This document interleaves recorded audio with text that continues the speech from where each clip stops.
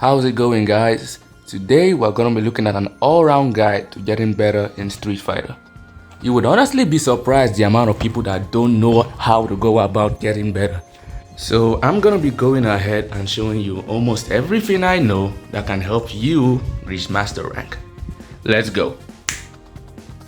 So the first thing you're gonna wanna look at is drive bar management.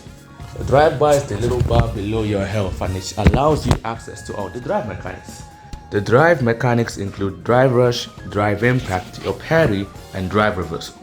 Proper management of your drive bar is almost as important as managing your health. Each drive mechanic takes a specific amount of drive bar to complete. A raw drive rush takes 1 bar, a drive impact is also 1 bar, parry takes half a bar, and drive reversal takes 1 bar.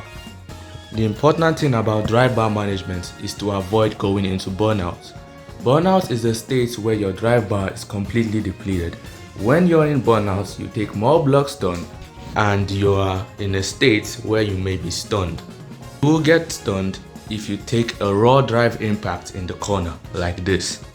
And if you get stunned in Street Fighter, just pack it up, bro. You lost the match. So the best thing you can do is to use your drive gauge wisely. Now, how do you do that? Let's look at some examples. The match starts and both players are walking forward and back trying to establish their ground. Now, the Kami player lands a confirm and cancels into drive rush that took 3 bars of our drive gauge. The Viper player also confirmed and used our own drive rush. Now, one thing you notice from this gameplay is that when they are lower on drive bar, they tend to play more passively. After every knockdown, most players go for a drive rush because it's better, more pressure, more damage, right? Now Kami lands a confirm and gets out of the corner and throws out an empty hooligan. Now that puts extra pressure on the Viper player to look for hooligan.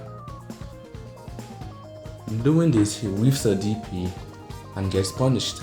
Now he's in the corner. The Kami player goes for DI. If this DI lands, she could easily do a level 2 combo and win the round. But if the DI gets countered, she could get comboed and lose the round. This is a win-lose situation, it's a gamble, right? So she decided to go for DI and it got countered.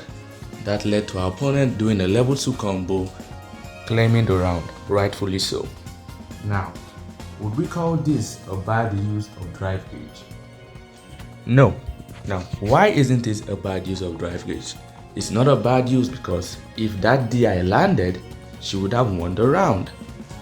And you going into burnout doesn't matter if you win the round. If you have a combo and this is the last hit of the game and you think it might kill, use all your resources to ensure it does kill.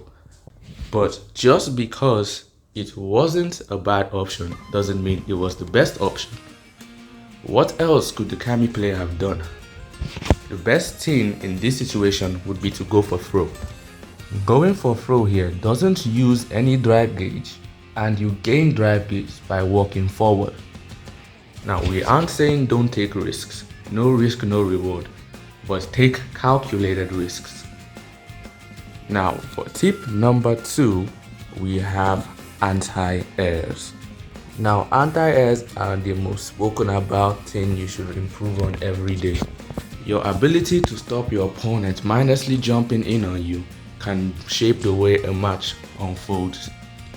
Immediately a good player realizes his opponent can't anti-air, he stops playing neutral and just jumps in all the time because it's infinite offense and your opponent can't stop it.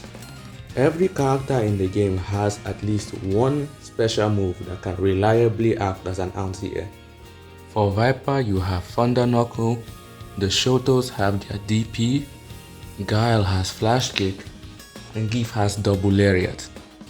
Some of these moves are harder to perform than other moves, and some people report they are unable to actually perform some of these inputs, like the Dragon Punch.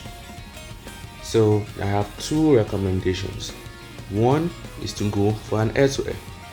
An air-to-air is basically jumping at your opponent and going for a normal, like this.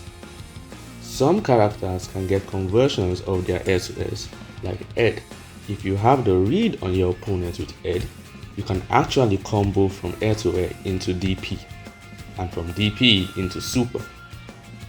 You could also go from air to air into super directly, but I found this is a lot less consistent. Now our other option is perfect parry. Landing a perfect parry of your opponent's jumping will guarantee you a punish counter throw unless they did a safe jump or a very low jumping. That will net you about 1000 damage due to the damage reduction from the parry. Now, all of these are just alternatives. You should practice trying to get down your character's anti-airs as much as possible. The sooner you get that down, you'll see your win rates go up too. The last thing I want to leave you with is some defensive advice when you're in the corner. Getting cornered in Street Fighter 6 is basically a half-dead sentence. Your opponent has the most opportunities in their arsenal to open you up. It's actually a lot easier to get cornered than you might think. Ken can corner his opponent without using any drive break from mid-screen with one combo. Now, once you are cornered, your opponent has a lot of options. They can go for throw, they can go for drive impact, they can go for drive rush low, drive rush overhead if they have one, normal overhead. Hell, they can even do raw super if you're mashing.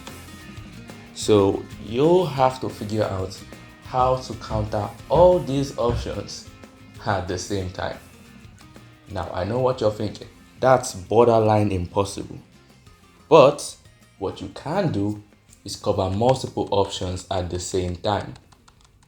Even though your opponent has a lot of options, all the options can be sorted into 3: strike, throw, and shimmy. All forms of strike and all forms of throw can be beaten by using an invincible reversal. But an invincible reversal will always lose to shimmy. So what do you do about shimmy? Well, the only two things that beat shimmy are low and walk up throw. But it's best to stick to lows. If you do decide to go for low, don't do it immediately. If you do that, you run the risk of getting meated and just dying in the corner. So give it like a frame or two. Your opponent looks indecisive about what they want to do, then throw out the low. Other things you can do in the corner include DIing, which is very unsafe, but it's gas when it works. Then your last two options are tap parry and jump. Jumping was popularized due to people mistiming their DIs in the corner, so you get an easy punish of those. Jumping is also gonna beat throw, but a good opponent will anti-air you and you jump. Tap parry used to be a direct counter for meaties, but now you have to guess whether your opponent is going to do a low or a high. So it's a lot less effective than it used to be, but still a decent option. But if your opponent goes for shimmy and you tap parry, you are getting punish counter throw. And as of right now, that's like 2k damage. Yeah, that's about everything I have for today. There are still a lot of other stuff you can look at if you want to improve, but I'll work on those later. If you enjoyed the video, press the like button and subscribe.